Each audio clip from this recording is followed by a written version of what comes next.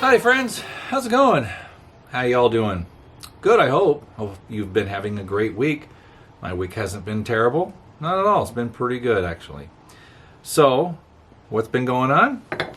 Well, not too much. Yesterday,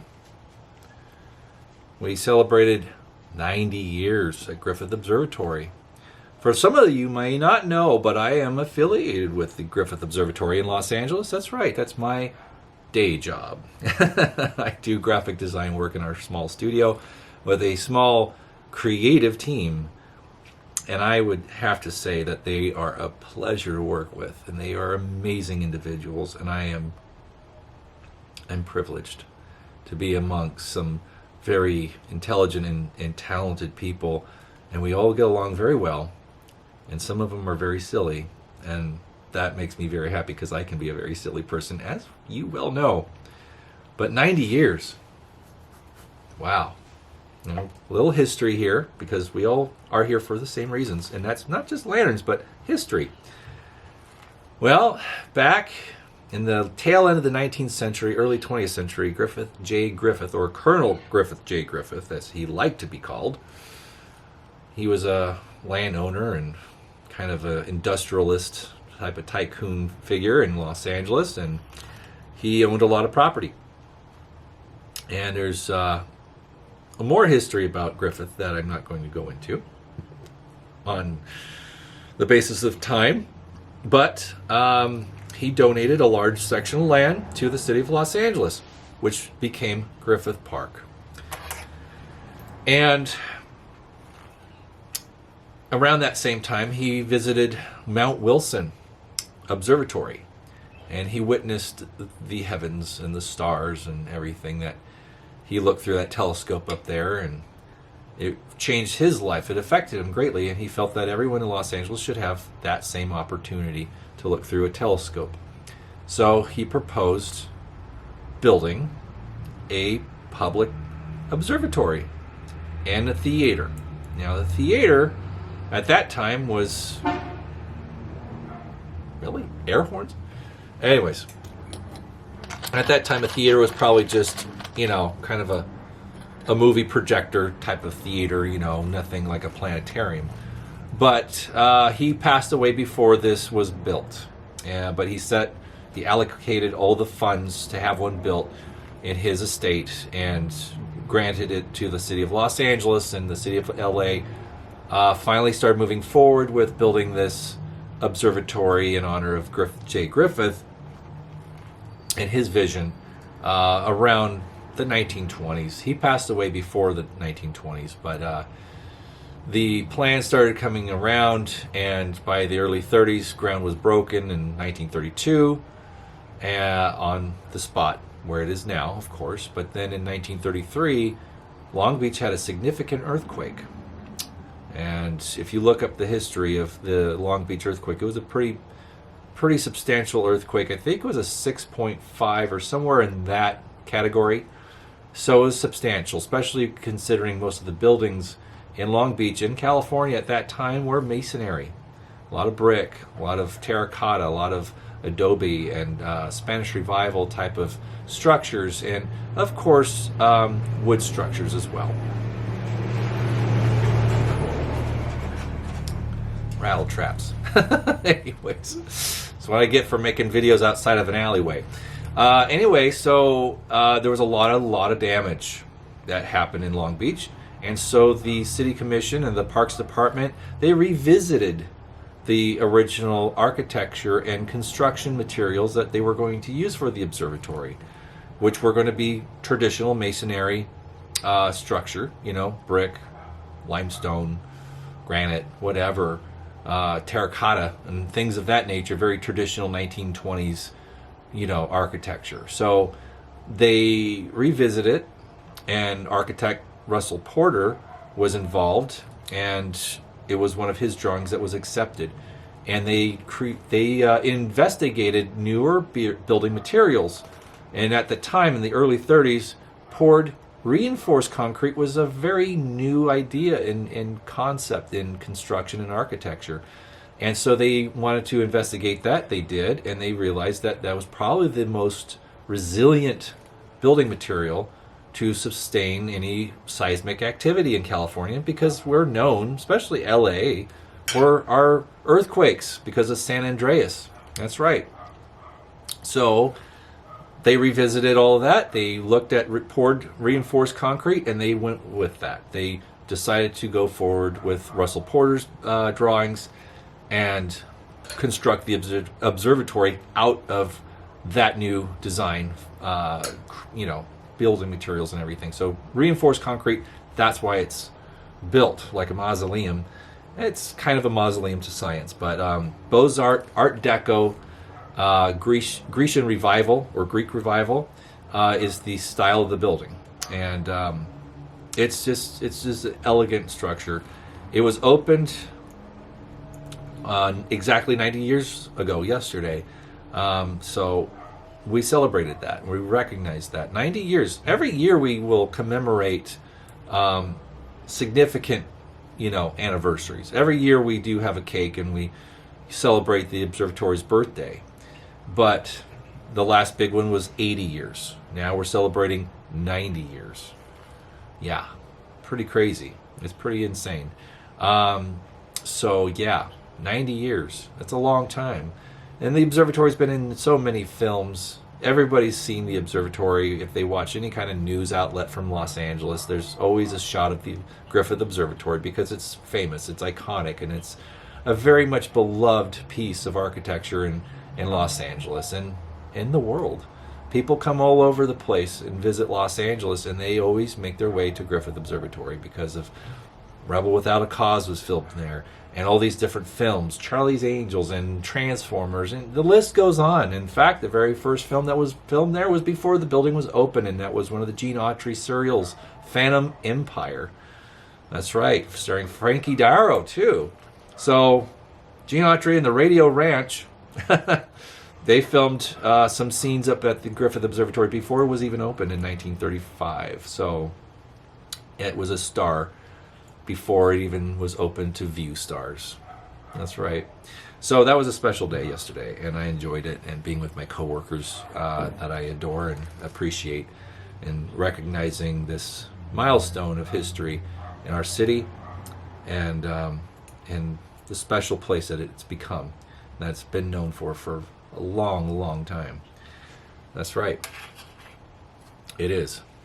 But anyways, since we're talking about Great Depression architecture, here's something that might have been used on the job site back in those days. This is a Dietz clipper. See, with the ship. Yeah. I haven't burned this one in a while, but this lantern came out right around 31 and was made until 1933.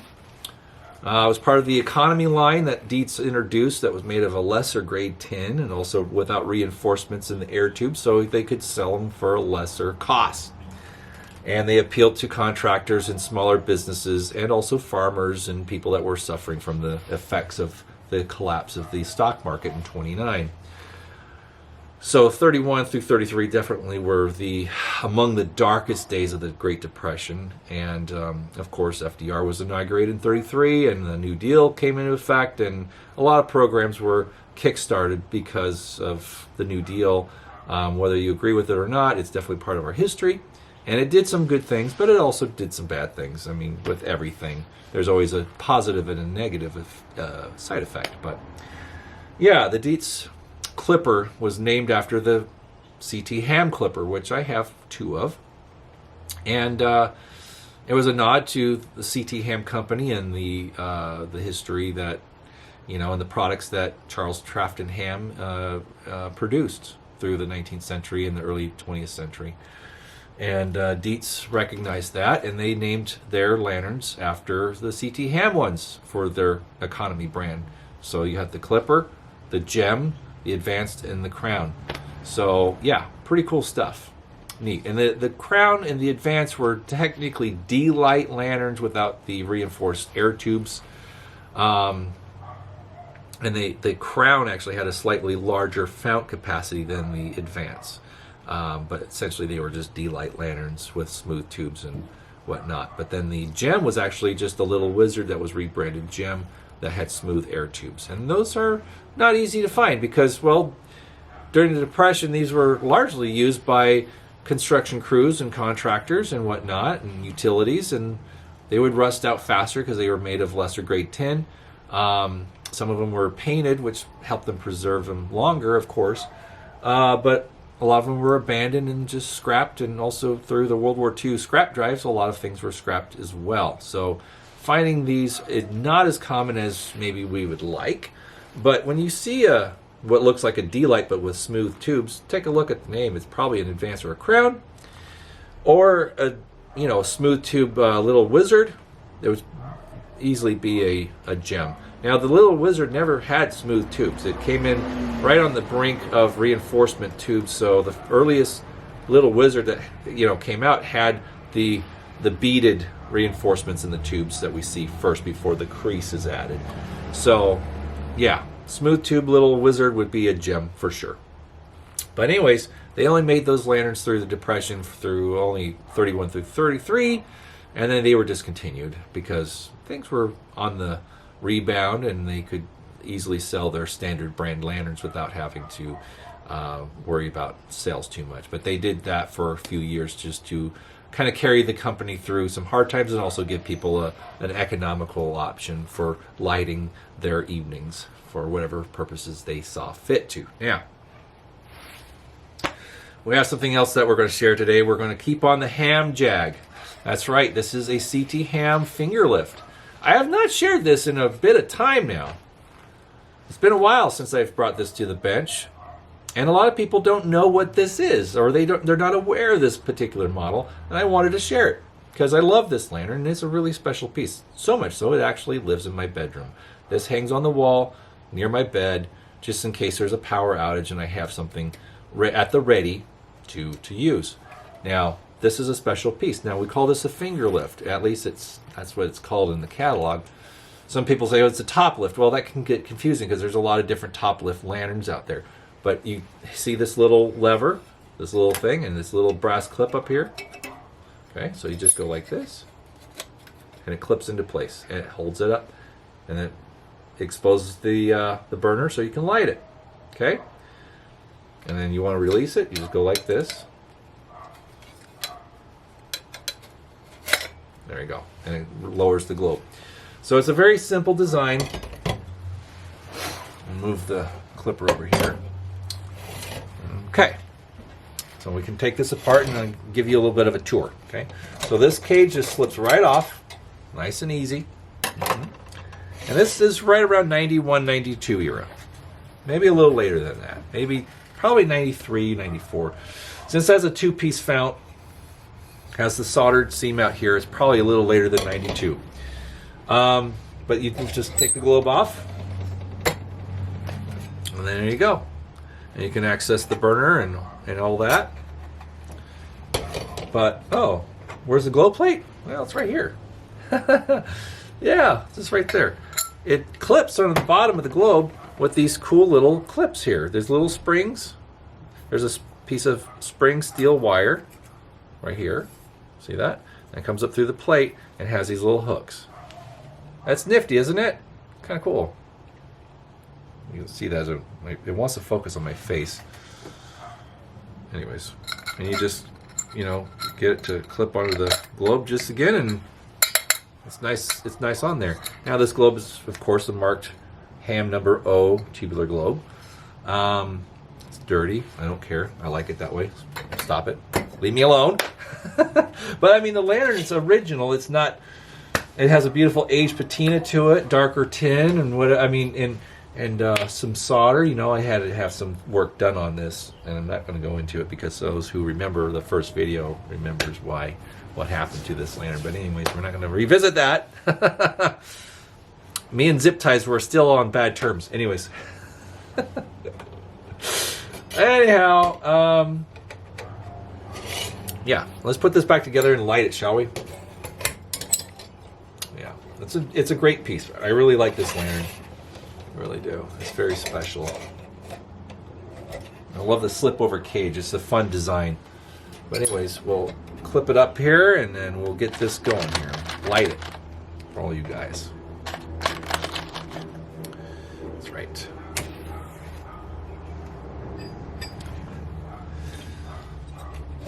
There we go.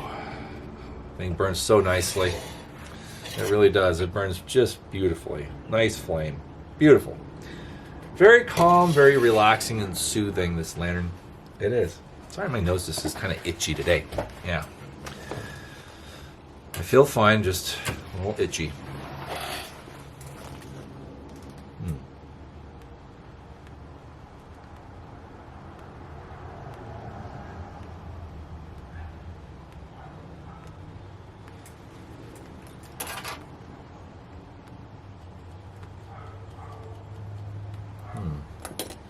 That's nice.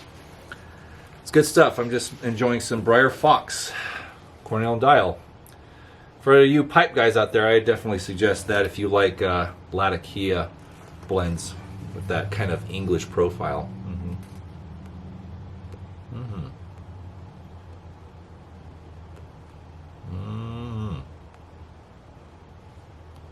This is that nice Bulldog billiard that friend and collector Jerry Lewis sent my way. There you go. That focuses, and if I hide behind it, it will focus. Anyway, yeah, you know, it's interesting. You know, I've had a lot of time out here in the time cave, and over the last couple of years, I've actually really utilized this space more so.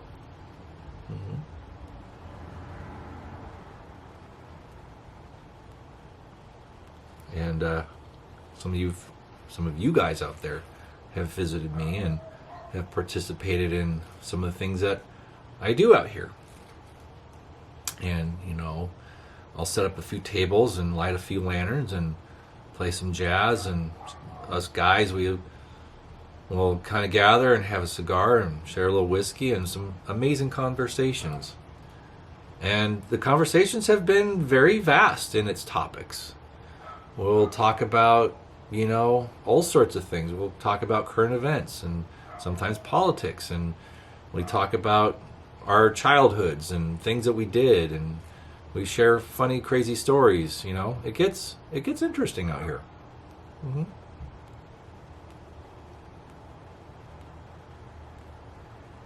I have a lot of friends from different backgrounds. A lot of different backgrounds.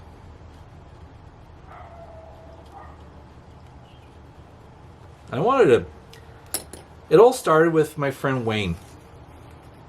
He really kind of kick-started this whole idea. And a couple years ago, he was going through a divorce, pretty kind of, you know, messy divorce. At the same time, I was going through mine. That's right. And at work, we were talking about it and stuff, and he's like, you know, what are you doing Sunday? I'm like, no, not much. He's like, well, I'm going to come over, we're going to get a cigar, and we're going to sit there, and we're going to talk. And, you know, talk about stuff. I'm like, okay.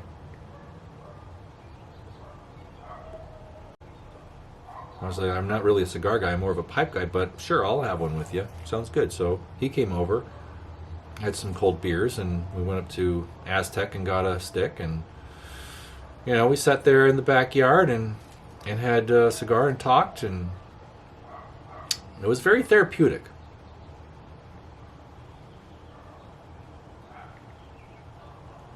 And I'll say that, you know, for whatever it's worth, it's very helpful to have friends near that you can talk with and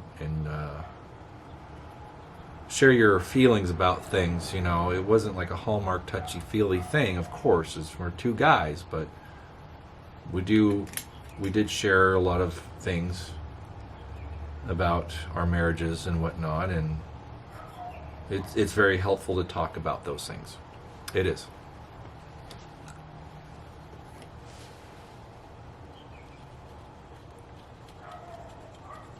It's not by no means a sign of weakness. It's a human thing, because all of us have emotions and feelings, and it's not always good to bottle them up and swallow them. You have to get through it. And I learned that early on. I had to get through it. I had to let it all out. And I did it privately. But I learned soon that even though it was something I didn't want, it was actually for the right things. It was definitely a learning experience. Yeah.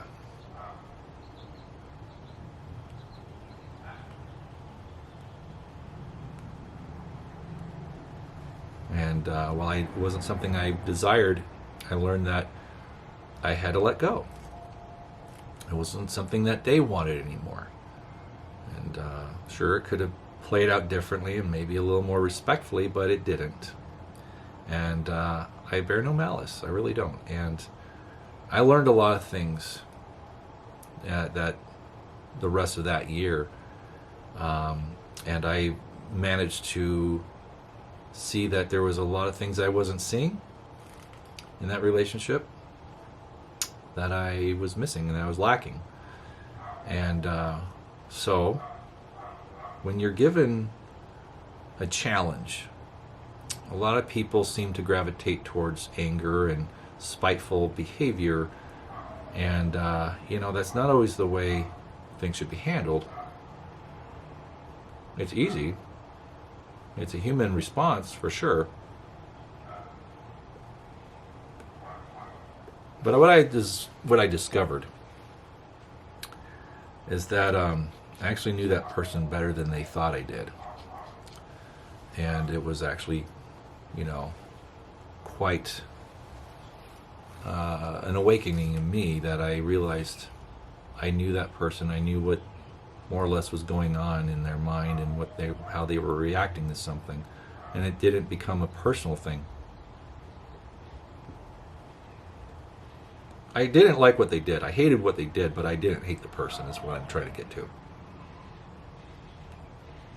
And now I know I haven't talked too much about that part of my life. There's reasons for that. It's not really something I want to dwell on.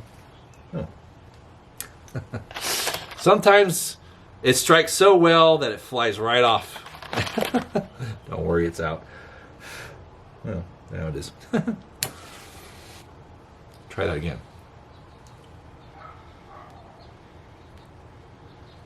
Anyway, I guess what I'm trying to say is that, well, when you love somebody, if you truly do, you have to be willing to let them go, no matter how hard it is to do that, And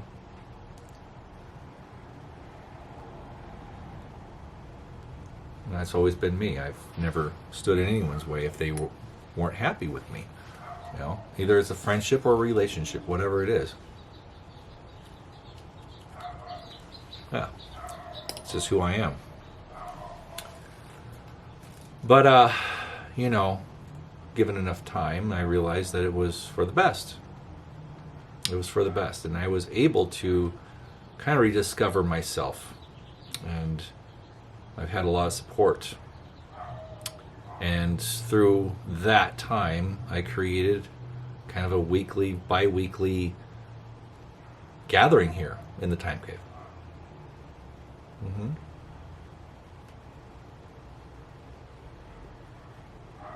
And we meet. It's not just men. Sometimes there's ladies too. I have lady friends, of course, and we all hang out here and we all tell jokes and we talk about things, and sometimes we talk about sensitive things, and sometimes we share feelings that we wouldn't ordinarily share.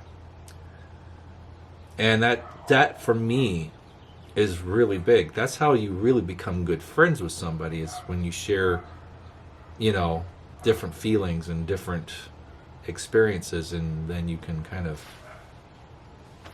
compare and share things, and you become better friends with that person or other people. And it's become a place that we gather and celebrate each other and also lean on each other sometimes. Very true. And this thing's gurgling again. hate that. Stop it. I'm thinking bubbles are going to come out of this thing. But within, with that healing process and everything, and the support I've received from some of you guys out there, it's been a very positive experience. Yeah. And, well, I'm not going to say too much about it now, but there is somebody new in my life, and everything is going very well. And she's a lovely, lovely person, and she's actually a subscriber. She's probably watching this video right now. But thank you. Yeah. Things are definitely looking up, and I'm very, very fortunate and very blessed to have what I do, and the friends that I have, and the new opportunities, and the new relationship. And I just want to just say how grateful and how blessed I feel. I do. There will be a time where all will be revealed, of course. It's just right now is not the time to do it. Gotta keep you guys coming back.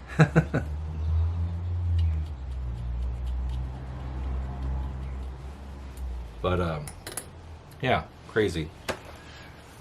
Even likes lanterns. She likes a lot of the collectible stuff I have, and she's definitely a very much like-minded person. Yeah. Anyway, more on that later.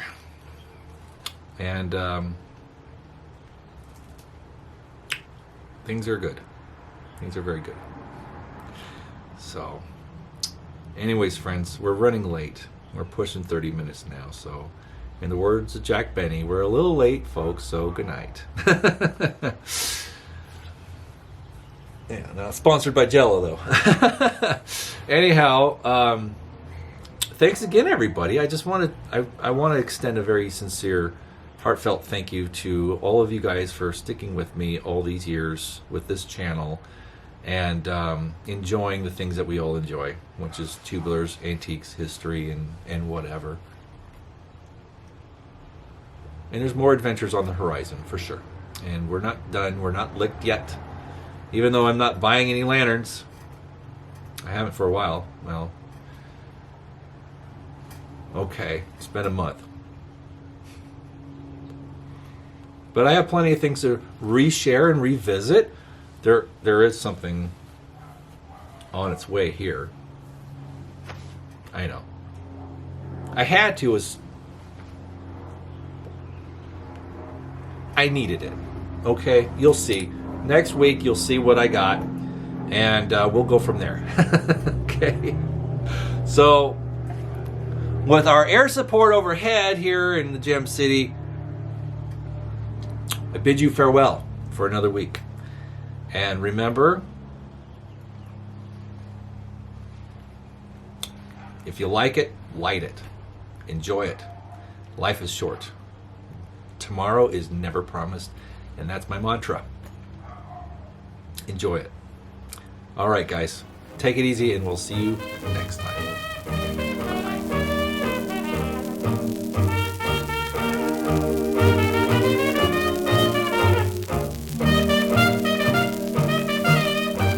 Sit, boo-boo, sit. Good dog.